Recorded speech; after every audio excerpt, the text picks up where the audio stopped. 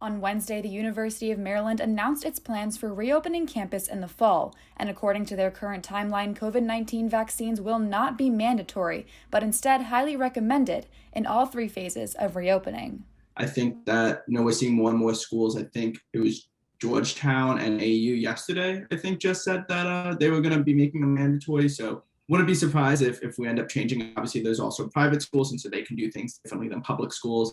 And I think that's what we're seeing across the country as well. But we're also seeing some public schools make that decision as well. The timeline also shows physical distancing being required until the start of Phase 3 on August 2nd, and the decision to enforce masks will be decided around then as well. Well, if you're in class, you're going to have to comply. Most of what we do is following the county and the state. We can't go looser than them, but we can go stricter. We've seen that obviously several times this year. Behind me at the STAM Student Union, the Grand Ballroom has been used for COVID testing all year. The requirement has been every 2 weeks in order to be cleared to come to campus. But the university says in the fall that may shift to just once per month. From what I've heard right now, we'll be asking everyone to get tested before they come back to campus.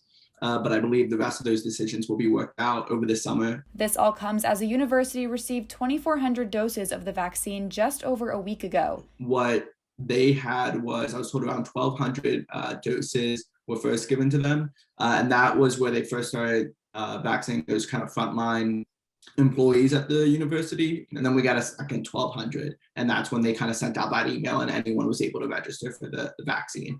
Again, it's kind of trickle down effect. So we got to wait for the county and the state to be able to get them so we can get them. But I know that we're in conversations and hoping to have more soon so we can continue to vaccinate as many students, faculty, staff, any UMD community member by the end of the semester. For CNS TV from College Park, I'm Katie Marr.